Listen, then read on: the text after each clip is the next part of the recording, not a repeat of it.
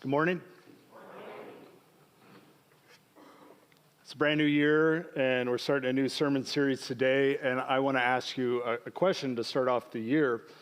When it comes to love, who's your role model? Let's think about that for a second. And some of you, you have like kind of a clear answer to that, like mom was an incredible role model growing up, or dad was an incredible role model. And for others, you've never even thought to ask the question, and that's okay, But even if you've never asked this question before, or if you haven't thought about it, you do have a role model for love. As kids growing up, the kind of love that we experience from our parents or our grandparents, whoever our primary caregiver, becomes a model for love that we inherently begin to bring into our lives. And the love that we maybe see shared between mom and dad, or between grandma and grandpa, between whoever were those profound influences, that begins to form that model for love. And if you had good parents, if your parents had a good relationship, perhaps you actually grew up just naturally learning this good model for love. But if your parents weren't so good, and some of us, nobody has perfect parents, but some of us, had difficult childhoods, your model for love, maybe it's not so great. And then as you grow up, you start to get exposed to different relationships, different kinds of love. And maybe, you're one of those people that just loves like those romantic, cheesy novels, like with Fabio on the front, like for those of you that are too young to know, Fabio was this like man who had this flowing blonde hair and this like big tan chest. And, if like that's your model for love, maybe you just think that like sometime this man with this oily chest is going to sweep you off your feet and it's going to be this beautiful thing. Or maybe you're like a modern person, and like those old romance novels, you're like, come on now, that is total fiction. And your model for love is based on rom-coms, romantic comedies. My wife and I, we went and saw a romantic comedy in the theater this past Christmas break. Anybody But You, I think it was called. Something like that. She's shaking her head at me. Yeah, it's the big one out right now, and it's got two young people, and they're really attractive and all this stuff. And I was there, and this one other guy was there, and there was my wife in a room of like 50 women, And we're watching this romantic comedy, and there's these three teenage girls behind us. And every time, like, the guy, the stud muffin guy does something, that was just totally romantic. Like, one scene, don't want to ruin it for you, he flies in on a helicopter and, like, dives into the water and, like, professes his love. And all the little girls behind, they're like, oh my God, and all that sort of thing. And maybe that's your model for love. Or maybe you grew up like in a traditional household and you got your model for love from like your dad, and you got like this traditional man model for love. It's like, I bring home some cash, I take out the trash, that's all I do, right? And she wants to talk about feelings, and you're like, I just watch football, and like, that's your model for love. Whatever their model for love is, here's what I want you to know, and kids, listen up, this is true about you, and it's true about everybody in the room, is you are not responsible for the model you receive, especially when you're a little kid. You just grow up and you're innocent and you have no control over that, and you might have been exposed to a good model or maybe a bad model or somewhere in between. But as you grow up, as you become self-aware, and kids, this is the part that you need to know. As you begin to grow up, you are responsible for the model of love you believe. And there are choices. Because as you grow up, you begin to learn that the world that you grew up in with your parents and those around you and your relatives, that was a powerful world and it formed you, but it's not the extent of the world. There's more going on out there than just what you've seen. And there's options out there. You can learn something new, something different, and some are better than others. Some are more healthy than others. And so you are not responsible for the model that you receive, but you are responsible for the model of love that you believe. Who is your role model when it comes for love? We're starting a new series titled Love Like Jesus. I've preached on this before here. In fact, I intend to preach on it pretty much every year if I can in some format, sometimes explicitly. Sometimes it's kind of beneath the surface a little bit, repackaged. But if the reason that I want to preach on this so much is because if somebody was to ask me, Pastor Scott, what is your church about? If somebody was to ask me, Pastor Scott, what do you think all churches should be about? And I believe in the diversity of God's creation. There's not one size fits all, but I do think there's a common link. And if you were to say, sum up in the shortest way possible, the most succinct way possible, what is it to be about as a church? What are we to be about as a Christian? I would say we're to love like Jesus. That's what it's all about. That's the heartbeat of it, and I'm not making this up. This comes directly from Jesus himself. And so I want to take you to the Gospel of John, and if you're familiar with the Bible, you might know the Bible is divided up in these two main sections. You got the Old Testament, the 39 ancient documents that tell the story of creation and the formation, rise and fall of ancient Israel. And then we have 27 ancient documents that make up the New Testament, which tells the story of Jesus and the formation of the early church. And in the New Testament, it starts with 4 accounts of the life of Jesus. Say them with me if you know them: Matthew, Mark, Luke, and John. Now, Matthew, Mark, and Luke, they're called the synoptic gospels. It means they're really similar, and they tell a similar story. John, it comes much later. It's as if John, and it is historically possible, we don't know for sure, but it's as if John, he was aware of Matthew, Mark, and Luke, and he's like, you guys did a great job telling the story, but you missed some things. And I want to tell you some things that you didn't include, and so I'm going to bring those in. And in chapter 13 of the Gospel of John, Jesus is with his disciples, and they're celebrating the Passover meal, the Last Supper, which we're going to celebrate together today. And this is only in the Gospel of John. And right there in the beginning, after Jesus does something profound, we're going to look at that again. Jesus says this, he says, "A new commandment I give you, love each other." Well, that doesn't feel all that new. Well, here's the new part. Just as I have loved you, you must love each other. Who has heard some version of this verse before in this church? Yeah, good. You're going to hear it over and over again because it's so profound, because Jesus says this next. By this, everyone will know that you're my disciples. What does it mean to be a disciple of Jesus? Let's sum it up as simple as possible. We love like Jesus. When it comes to your role model for love, you might have had a good role model growing up, you might have had a bad, but when you're going to choose a role model, Jesus says, choose me to be your role model for love. I'm going to show you what it's like to truly love somebody. And you might say, well, okay, what does that example look like? And I would tell you, if you don't have a practice of reading the scripture, you should start one this year. It'll make a huge difference in your life. And don't start at Genesis, okay? Just don't, all right? And if you're already started there, I understand, you're like, it's a book. You start at the beginning, and it'd be cheating to start somewhere in the middle. But if you're getting my permission, start with Jesus. And once you really learn Jesus and you feel like you need to take it to the next level, then go to the Old Testament, because the Old Testament is the backstory to Jesus. But as Christians, we are to first learn Jesus and see everything through his eyes. And so you can look at all these stories of Jesus to begin to learn how he loved. But there's one story right there in John chapter 13 that gives us a profound example. Here's how John tells the story. He says, before the festival of the Passover, Jesus knew that his time had come to leave this world and go to the Father. Having loved his own who were in the world, he loved them fully. Other translations say that he loved them to the very end.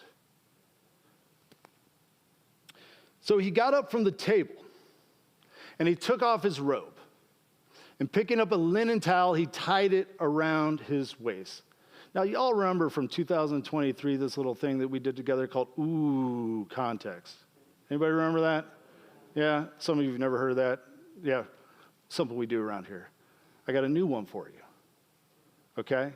And it has to do with the word allegory. An allegory is to look for a deeper meaning within the literal translation of a text. Like, this literal thing happened, but maybe it points to this deeper spiritual reality. And throughout the history of Christianity, one of the ways that Christians have read the text, you got to be careful with this because you can do all sorts of weird, stupid stuff with it. But appropriately used, you can read the text allegorically and say, hey, even though that might have literally happened, maybe it was telling us this deeper spiritual truth. And so I want to do an allegorical reading of this right here, just to kind of get you warmed up, priming the pump. So if everybody would just go, allegory. Let's do all that together. Allegory. Yeah, that's fun. All right, so this is how we're starting off 2024, okay? He got up, Jesus, he took off, and he picked up. We're talking about what it means to love somebody, right? He got up, he took off, he picked up. He got up. Jesus, he was proactive, not reactive. When you think about loving your special someone, let's say your husband comes in the door, your wife comes in the door, and you're sitting there watching some TV.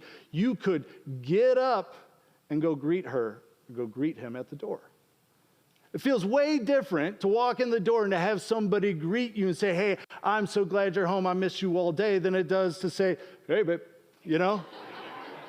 It's just way different, right? This is allegorical reading. This is just priming the pump. We're going to do way more than this today. But he gets up. He's proactive. He gets up from the table. And the disciples, when they sat around the table, they didn't sit like this, okay? In fact, they like, see, now you're all paying attention. They lay down like this, okay? And they ate like this. It's weird, but that's how they did it. And so he gets up, I worked out yesterday. I'm a little sore. He gets up. He's proactive, not reactive. He took off. He's got this big robe on. He removes the barriers. And for you, maybe that's something as simple as like you put away your phone so you can pay attention. You turn off the TV so that you can really listen. Or maybe, you got some sort of insecurities that like really are more about you. It's about the model of love that you received growing up or what have you. And so, you remove those barriers by going to therapy, by working them through. And if you're in therapy, if you're one of those people here today, God bless you. You're the most courageous people in the room. You're working on it. I value that, right? You remove those barriers because sometimes, there's a barrier that stops you from being able to love. And finally, he picked up. He picks up this towel, and you're going to see he picks up the basin. He uses what's there. And sometimes, when it comes to loving each other, we think we need this special moment. We're like, I really want to love my wife, so we need a Caribbean vacation. Matt, can you arrange that? We need this Caribbean vacation. We need all this time together. I need to spend an entire day with my kids, just focus on them at the playground, doing crafts and all this sort of thing. And that's a good thing that we want that. But sometimes we miss the opportunity we do have, wishing for an opportunity that we don't have. And Jesus, he just uses what's there. And here's what he does. Then he poured water into a wash basin. And he began to wash the disciples' feet, drying them with the towel that he was wearing. Jesus, he wants to show them what it looks like to love, and he looks around and he sees this opportunity, and maybe it's not the best opportunity, but it is the opportunity that presents itself, so he takes action. And Peter said to him, Lord, are you going to wash my feet? No, you will never wash my feet, because this is intimate. This is vulnerable. This is weird. We do on Maundy, Thursday, I hope you all will come, but probably you won't now that you know this. We wash each other's feet. Not really, we just pour some water over the feet, but even that, to take off your shoes in public in front of a bunch of people during the wintertime, you've been wearing socks and boots and it's stinky. It's vulnerable. And Peter's like, no way, Lord, you'll never do this. You're the Lord, you're a man of status, you want to do this low thing that only servants do, and it's intimate and it's strange. And Jesus, he's like, if I don't wash your feet, then you won't be part of my kingdom. And Peter, who's always a little slow to get it, he's like, okay, Lord, then just wash my whole body. And Jesus is like, hey, it's a metaphor, Peter, But it takes vulnerability. And you know this. It takes vulnerability to give love and to receive love. You've got to remove those barriers. You've got to open your heart. And when you open your heart, it creates the opportunity for you to get hurt. But it also creates the opportunity for you to experience love. It takes vulnerability. And Jesus, he's a little bit out on a limb here, One of his key disciples is going like, this is too much. It almost goes backwards for him. Jesus then says, after he finishes washing their feet, he says, I've given you an example. You want to know what the model of love is? I've just shown you. It's not the only example. It's just an example. It's a metaphor. It's showing you what you do. I've done something that you wouldn't think. I've taken the low position. I've done the humble thing. I've done the thing that nobody would want to do, washing feet. Just as I've done, you must also do. Now, the worst thing about being a preacher is the stuff you preach on seems to always have a clear application on the day that you're going to preach it. It's the worst. Right, Jay? It's the worst. Today, I'm trying to get out the door. I was a little tired because of the weather, running a little late. My wife wakes up. She's helping me get things together. We have 2 little dogs, one whose middle name is Stanley, first name Andy. And he's not quite potty trained yet, you know. And so I'm like trying to get out the door, and I'm coming down the hallway, and Andy Stanley has laid a big dookie in the hallway. Thanks, Andy. I hope somebody slices that and just prints that, you know, you can take things out of context. Maybe Andy will call me. That'd be amazing. And I'm like, I'm the pastor. I'm the preacher. I got to go. I'm important. So important. And I walk downstairs and I tell Abby, I'm like, Stanley, he's pooped in the hallway. And she says to me, did you clean it up? I'm like, do you know who I am, And I wasn't great, She's a woman full of grace. But, this Jesus stuff, it'll do something to you. So, I went upstairs and cleaned up that poop. That's love, isn't it? It's the thing you don't want to do in the moment. And it'd be better if I would have just done it, but, hey, it's good to catch yourself, to say, here it is. Jesus, what he does in this teaching is he defines love in terms of actions and not feelings. It's not that feelings are bad. Feelings are not bad or good. They're just feelings. They're an indicator of something valuable. You should pay attention to your feelings. But your feelings shouldn't be your boss. You need to be the boss of your feelings, And there's times where we need to go ahead and just do something even though we don't feel it. And Jesus is saying, your actions, that's when I'm the model for love, it's your actions. And an immature love, you just look at it in a kid, it's feelings first and then actions. When we're immature, if we're feeling it in the moment, then we do the action. But a mature love is when we do the action even though we're not feeling it. And Jesus, he wants us to have a mature love because it's those that can do the actions even though they're not feeling it in the moment that make the difference in this world. That's what real love looks like. So you might ask the question, how can I do love when I don't feel the love? If that's what mature love is. And if you keep reading from John chapter 13 through 14 and 15, Jesus tells us. He says this, as the Father loved me, I too have loved you. You want to know how it is that I can love you even when I'm not feeling it? You want to know how I can love Peter even though he keeps getting it wrong, even though he keeps missing it? It's because the Father first loved me. That's my source for loving you. The source of Jesus' love for you is God's love for him. It's a way different source than his feelings. You gotta believe, right? Like Orthodox Christian doctrine, wherever you might be on this, but has claimed that Jesus is 100% God. That one's a little bit hard to wrap our heads around, but also 100% human. And if he's 100% human, there are moments in his life where he is not feeling it, where he's annoyed, where he's tired, yet he still loves. The source of his love is not his feelings, and it's not their actions. It is God's love for him. And as Christians, if he's the model of our love, the source of your love, the source of my love, it should be God's love for us, and the source of our love will determine the course of our love. And if the source of your love is just your feelings, then your feelings will determine the course of your love. And if you're not feeling it in the moment you're not feeling it, you won't love. But if the source of your love is something far more stable than your feelings, then you will have stable love. You see where I'm getting with this? If the source of your love is somebody's behavior, sometimes they're behaving well, and so you'll love them. And sometimes they're not behaving well because they're humans and they make mistakes.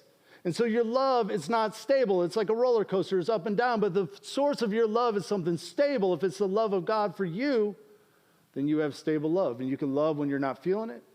And you can love when they're not behaving well. This is what Jesus is trying to teach us. Let's talk a little bit more about this. Let's talk about your love source. You got your feelings, and then you got the facts. Okay? So, my little boy Jack, he's down in Sunday school, he's cute. Today, Abby did his hair, and it's all slicked over, and everything. And he's got his little glasses on and all that, and he can be extremely cute. It's easy to love him. It's easy to love your kids when they're cute. But sometimes, and I'm talking about him because he's not here. I talk about the three of you if you guys weren't here. Just kidding, but not really. Sometimes, in the morning, Jack is grumpy. He doesn't want to get up in the morning and all that sort of thing. And I'm annoyed by him. And it's hard to love him in that moment. But I love him still. I take care of him. I help him get ready. I make sure he gets some breakfast on the bus. And the reason that I love him in those moments is not because he's being cute. It's simply the fact that he's my kid. And parents, you know this. Like, you love them because of who they are to you. And sometimes they're cute, and thank you, Lord. God's like, I need a certain amount of cute moments to keep these parents from going nuts.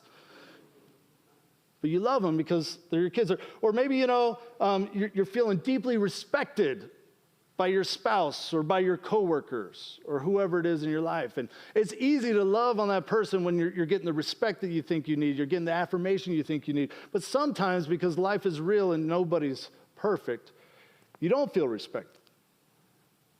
And maybe they're being disrespectful, or maybe it's like a you thing, and you just can't quite see it, and you're transferring some other issue from somewhere else. But whatever the case, and so sometimes, I feel deeply respected in my relationships with my wife, with my kids, with all of you. Other times I don't. It might be a me thing.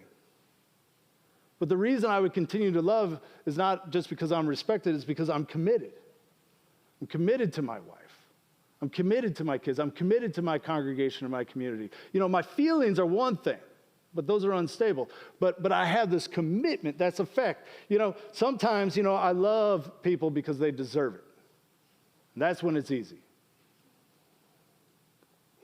But when God's love for me is the source, I'm able to love people even when they don't deserve it because love requires it. And this is where Jesus is trying to get me. It's where he's trying to get you. It's a different kind of love. If the model for love that you learned and that you've been living, if that's working for you and you got no issues, then I guess, you can just tune me out. We'll do communion and be about your way. But if you're looking for something different, you're looking for something transformative, Jesus has given it to us. You see, love based on your feelings and their behavior, it will always waver. It's always going to be inconsistent. And life is so inconsistent, but Jesus, he's trying to draw us to this consistent love.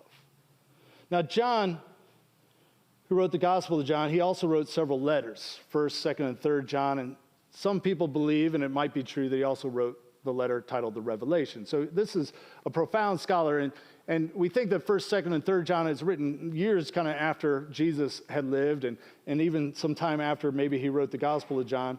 And John, he's reflecting on these lessons about how to love that Jesus taught. Jesus like, you'll be known as my disciples by how you love. And so John's been trying to put this into action with his congregation, with his friends, with his family.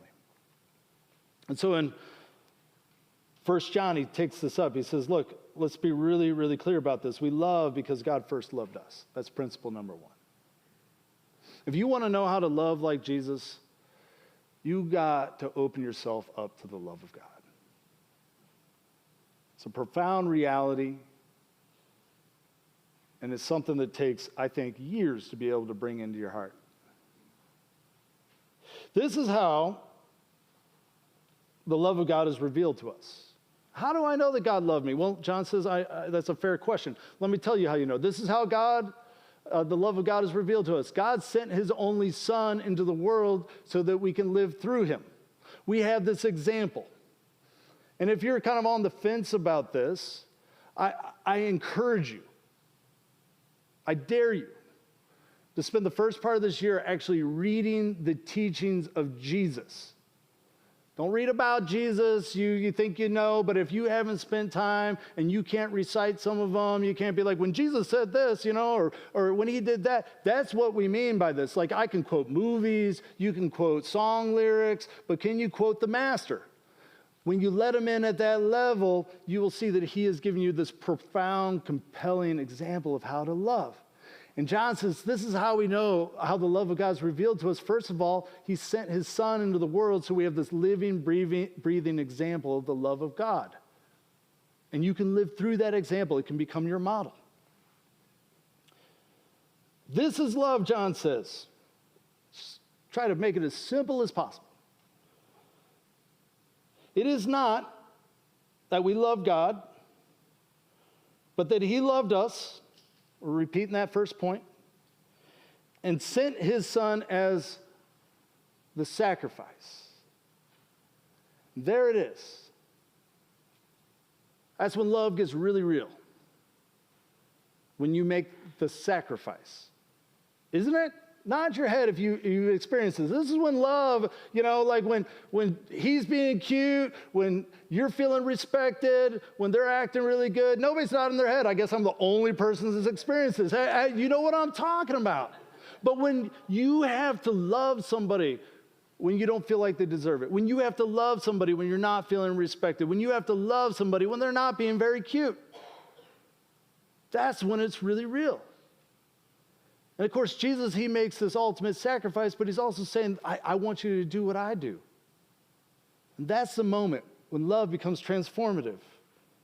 The sacrifice that deals with our sins. But he said this to me, and she did that. Yeah, people sin. They miss the mark with their lives. Welcome to the real world. And love has something to say about that. Love has something to do about that. Right in the midst of that, we choose to love not because they deserve it, not because we're feeling it, but because the source of our love comes from God's love for us, and love requires it. Dear friends, if God loved us this way, we ought to love each other. There we are. There we are. Beginning of the year, just kind of defining who we are as a people. We love because God first loved us. It's not because you're trying to be good and earn your way in. That is a false gospel. It's hard to let go of. I understand that. We love because we've received something. We love out of a sense of gratitude. That's the only kind of love that actually can make a difference in the world, because its source is based on something that is stable, that is unending. And you can love when you're not feeling it. You can love when they don't deserve it. You can love like Jesus. So just a few questions. These are all in your bulletin, and I know, because I sometimes clean the pews, most of you leave your bulletins here. That's okay. No pressure.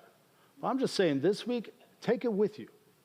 Maybe tear out this little bottom part and just think about this. I got a couple questions for you. Maybe you just need one question out of these. So, you take your pick. What is your model for love? Have you ever thought about that? When you think about what does it mean to love somebody, is it flying in on a helicopter like in that rom-com, I mean, that would be wonderful and everything, but is that realistic? What is your model for love? What does it look like? Where'd you get it? Do you focus on what you don't have rather than what you do have? Are you always waiting for the next moment? Are you always waiting for the next thing? Are you always waiting for her to make that change, for him to do that thing? Or are you focused on what you do have, the opportunity you do have? Don't miss the moment you have. Jesus, he uses what is in front of him. Do you wait for others? Or do you take the initiative to love? Love is taking initiative. Jesus is proactive. And if you take the initiative to love, to be proactive, you'll probably start to see more initiative from the person you're trying to love. But either way, what's the source of your love? What really motivates you? What are you really standing on? Have you thought about that? Because the source of your love will determine the course of your love. And if it's your feelings or if it's the other person's behavior, I'm just telling you that that's an unstable source. And you know that. You don't need me to tell you that. What's the source of your love? And here's the invitation, the application, if you're a Jesus follower, dare I say the command, For us that claim Jesus as Lord, this is not optional. He's saying this is what defines you as a disciple. Choose Jesus to be your role model for love. As I have loved you, you are to love one another. By this one thing, loving like Jesus, everyone will know that you're my disciples. Let us pray.